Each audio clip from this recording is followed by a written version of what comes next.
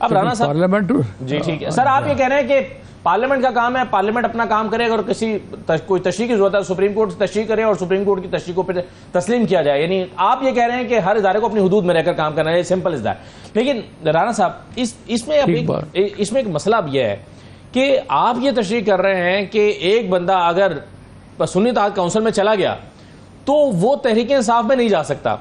Supreme court ये कह रही है कि वो था ही तहरीक इंसाफ का, वो तो सुन्नी इत्तेहाद काउंसिल में नहीं जा सकता था ना। आप अपने इस फैसले को जो कि इलेक्शन कमीशन ने गलत किया था उसको दुरुस्त करें और वापस इसको 8 फरवरी पे लेकर जाएं। यानी जिसने डिक्लेरेशन दिया वो तो था ही पीटीआई का, तो आपकी फिर इस कानून साजी की क्या जरूरत पेश आई? सुप्रीम कोर्ट तो ये कह ही नहीं रही जो आप कर रहे हैं। नहीं देखें, पीटीआई का कैसे था, अगर तो उसका वो जो है इलेक्शन कमीशन में जब उसने कागज़ जमा कराए और उसके कागज़ एक्सेप्ट हुए, उसका टिकट एक्सेप्ट हुआ, उसको निशान अलॉट हुआ, तो फिर तो ठीक है। लेकिन अगर वो नहीं हुआ और वो प्रोसेस फॉलो नहीं हुआ तो ये इट इज़ एब्सोल्युटली आईनी कानूनी मामला है, क्योंकि इलेक्शन कमीशन ने उसको नहीं करने दिया, उसके इलेक्शन कमीशन ने सुप्रीम कोर्ट के फैसले की गलत तशरीह की ना। नहीं, अब ये भी ये देखें ना, बात ये है कि जो भी था एक प्रोसेस जो होना था, अब आप ये अज्यूम करें कि ये टिकट तो जो है वो फलाने बंदे का है और फलाने का नहीं है और वहां डॉक्यूमेंट्स में वो नहीं मौजूद, जो उसके पेपर नहीं। देखिए बात नहीं, अब इसमें अजम्पशन है ना, एक बहुत बड़ी अजम्पशन है।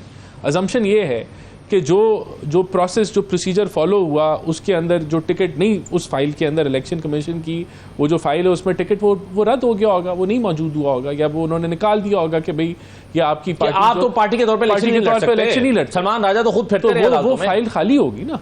अब आप इतनी बड़ी अजम्पशन के ऊपर कैसे जा? सर एक बात बताएं। नहीं, देखिए बात मेरे मुकम्मल, देखिए बात ये है कि अगर आप कह रहे हैं कि सुप्रीम कोर्ट कोई भी चट्टा खोल सकती है और कुछ भी जैसे मर्जी कर सकती है, वो कह रहे हैं 187 के तहत उनके पास इख्तियारात मौजूद हैं। नहीं, लेकिन देखिए वो मुकम्मल इंसाफ फराहम करेंगे, जो कानून इतनी बड़ी जो कानून कायदे को जो है वो तब्दील नहीं कर सकती। अगर उस फाइल के अंदर उस वक्त टिकट जो है वो अप्रूव नहीं हुआ और वो नहीं लगा और वो फाइल उसके बगैर जो है वो एज ए इंडिपेंडेंट कैंडिडेट आपको वो अलॉट हो गया, तो फिर ये इतनी अजम्पशन पे ये मुल्क नहीं चल सकता। लेकिन वो इसलिए नहीं हुआ, ये कानून और आइन के मुताबिक। आप ये कह रहे हैं कि वो टिकट नहीं लगा, वो इसलिए नहीं लगा कि इलेक्शन कमीशन ने सुप्रीम कोर्ट के फैसले की गलत तशरीह की। देखें, मेरे ख्याल से जो मंजूर साहब ने भी बात की है बड़ी क्लियर की है। हमारा जो मौक़िफ़ है वो एब्सोल्युटली क्लियर है, उसको हमने उसके मुताबिक जो है हमने कानून साजी भी कर दी और हम उसको इम्प्लीमेंट भी करवाएंगे। हुकूमत अगर वो समझती है कि ये बिल आ गया है तो उसको फिर इम्प्लीमेंट होना चाहिए।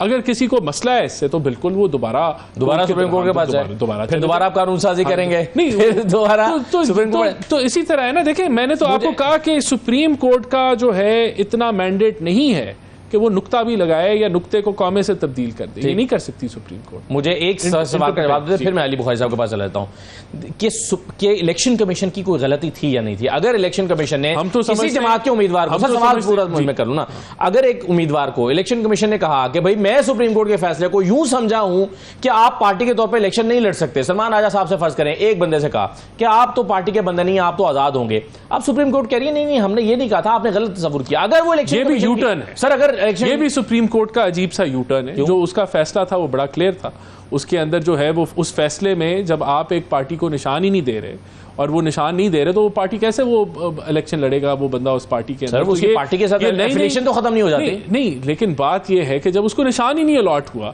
तो फिर वो उस पार्टी की बेसिस पे कैसे इलेक्शन, क्या वो नहीं लिख सकता कि मैं पीटीआई का मेंबर हूं? नहीं, ये इस तरह, ये आपका कानून इस तरह नहीं चलता। इस तरह तो सुप्रीम कोर्ट की तशरीह है, इस तरह तो 10 लोग का काम ही तशरीह करना है। मैं यही कह रहा हूं, आप कह रहे हैं गलत तशरीह की है, बिल्कुल गलत की है। देखिए यही तो मैं कह रहा हूं कि तशरीह करना है, लेकिन अगर उसका कॉन्सेप्ट ही चेंज कर, सुप्रीम कोर्ट की आइन का कॉन्सेप्ट ही आप, तभी तो हम रिव्यू में गए ना, बेसिस पे रिव्यू पे गए। लेकिन जो हमारा कानून साजी जो काम है वो हमने किया है और अपनी अंडरस्टैंडिंग के मुताबिक किया और बिल्कुल ठीक किया। बिल्कुल, मुझे बताएं कोई कदगन लगी हुई अगर ये करना है, कोई कानून साजी में जाने की जरूरत नहीं, कानून साजी के ऊपर कोई ब्लॉक लगा हुआ है कि नहीं कर सकते, किसी ने कोई बंद किया हुआ है, इसका काम ही है असेंबली का कि वो कानून साजी करे। और बिल्कुल हमने कोई नया कानून तो हमने कोई कानून साजी नए कानून के ऊपर तो नहीं किया, कोई नया कोई कानून इंट्रोड्यूस तो नहीं किया। हमने तो जो पुरानी जो आइन कानून जो पुराना है अगर उसी को इलेक्शन हमने कमीशन repeat किया। एक गलती कर दे उसकी सजा किसी एक पार्टी को मिलनी चाहिए या इलेक्शन कमीशन को अपनी गलती दुरुस्त करनी नहीं, चाहिए? मेरे ख्याल से अगर सुप्रीम कोर्ट जो है वो गलत इंटरप्रिटेशन कर दे तो उससे पॉलिटिकल इंस्टेबिलिटी फैलती है और क्या मुल्क को ये नुकसान होता इख्तियार है। एक सियासी जमात का है? जिस तरह 63A की तशरीह की गई और मुल्क को एक बिल्कुल आपने एक एनआरकी की तरफ क्या एक भेज सियासी दिया, जमात जिससे के पास एक आम आदमी एक गरीब क्या आदमी जो है एक उसने सफर पार्लिमानी किया। सियासी जमात के पास ये इख्तियार मौजूद है कि वो सुप्रीम कोर्ट की तशरीह को कह दे कि वो गलत तशरीह है? नहीं, हमने तो ये कहा ही नहीं। आप कह रहे हैं नहीं, हम देखें नहीं ये गलत तशरीह की है? बिल्कुल देखें, हमने 63A को कहा कि गलत तशरीह की है। वो कानून लिखा ही नहीं हुआ था कि किस जो डिफेक्शन लॉ है क्या होना है उसमें, वो आप उसको किसी बच्चे को भी पढ़ा दें। तो रिव्यू में जाने का ना सर, नहीं, लेकिन ये तो नहीं हो सकता कि एक जमात कहे कि आपकी चूंकि गलत तशरीह हम तो इसको इंप्लीमेंट नहीं करेंगे। हम रिव्यू में भी चले गए हैं और हमने कानून साजी ताकि क्लैरिटी आ जाए। अगर सुप्रीम कोर्ट को भी अगर किसी को कोई कंफ्यूजन है उसको भी क्लैरिटी आ जाए, तो हमने अपना काम किया। जी अली बुखारी साहब, पार्लियामेंट को कोई नहीं रोक सकता कानून साजी करने से, उनका हक है, वो करते रहेंगे। बिल्कुल ऐसी बात नहीं है जी। पार्लियामेंट को ऊपर जो है कदगन है। पार्लियामेंट जो है वो भी जो है बिल्कुल शुतर बेमहार नहीं है। ऑब्जेक्टिव रेजोल्यूशन से शुरू करें आप, तो पार्लियामेंट कोई कानून ऐसा नहीं बना सकती जो इस्लामी कानून के खिलाफ हो। पार्लियामेंट कोई ऐसा कानून नहीं बना सकती जो इस्लाम पाकिस्तान के रहने वाले शहरियों के हक के खिलाफ हो। बड़ा क्लियर है, कॉन्स्टिट्यूशन की बात करूँ, ठीक है। अब नंबर 2 चीज आ जाता हूँ जी। अब किसी को नहीं पता तो उसका इलाज नहीं, ignorance of law is no excuse जी। बड़ी सीधी सी बात है। मैं तो आपको अपनी एग्जांपल दे रहा हूँ ना, सलमान अकरम राजा साहब की एग्जांपल दे रहा हूँ। क्या मैंने पीटीआई का टिकट जमा नहीं करवाया था? क्या पीटीआई का टिकट जब हमने जमा कराया था उस टाइम पीटीआई बैन थी? और जवाब है नहीं। क्या पाबंदी थी पीटीआई के ऊपर? नहीं। क्या सियासी पार्टी नहीं थी पीटीआई? जवाब है नहीं। सियासी पार्टी एग्जिस्ट कर रही थी, जो आज के आपके 11 ऑनरेबल सुप्रीम कोर्ट के जजेस ने एक्नॉलेजमेंट दी है। अगर मैं जहां से 50,000 वोट से, इस्लामाबाद से 44,000 वोट से जीत रहा हूं, तो मुझे पीटीआई की वोट पड़ी। अब मुझे अगर पीटीआई का टिकट जमा कराने के बाद आरओ कहता है कि ये टिकट वापस ले जाए, हमारे बैलेट में तो आपका बल्ले का निशान ही नहीं है। क्यों नहीं है? क्योंकि 4-10 लोग खड़े हो गए थे, 10 लोग, पता नहीं नौरीन और कौन कौन आज मुख्य थे, आई डोंट नो, कि उन्होंने कह दिया जी हमारे स्टेक से हमारा एक ऑर्डर आ गया। यार इस तरह तो हमने भी नहीं चीखा चलाया जिस तरह ये रो रहे हैं और चीख चला रहे हैं, माजरत के साथ, निहायत अदब के साथ।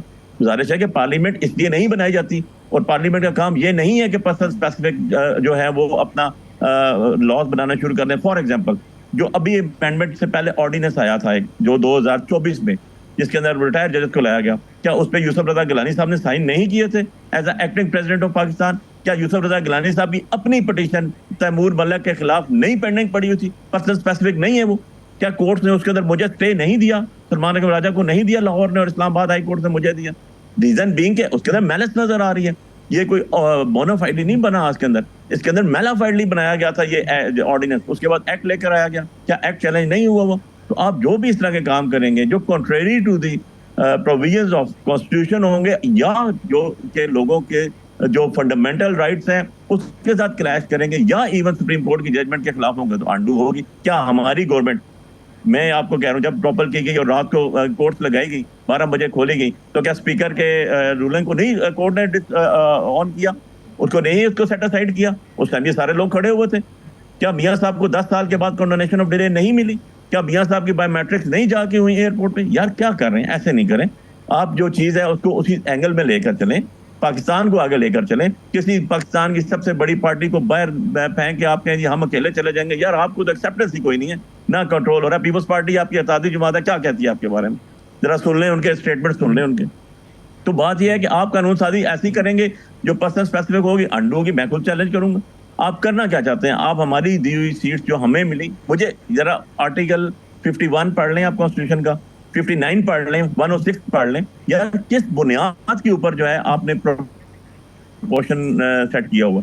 प्रोपोर्शन ऑफ जो सेटअप हुई है आपकी सीट के ऊपर, वो जो आप जीत के आए हुए हैं। अब आपने जीती ही नहीं सीट। हमें तो आप कहते हैं कि आपके आप सुनिए इत्तेहाद में थे या फलां में थे, या यार आप लोगों की क्या क्रेडिबिलिटी है? आप लोगों के पास तो रेशुअल सीट ही नहीं आती। अच्छा मेरे पास नहीं आएगी ना यार, मैं कहता हूँ जी पीटीआई के पास नहीं आएगी। सुनीता आपके पास किस कैपेसिटी में जा रही? आप तो यही डिफाइन नहीं कर सकते अभी तक।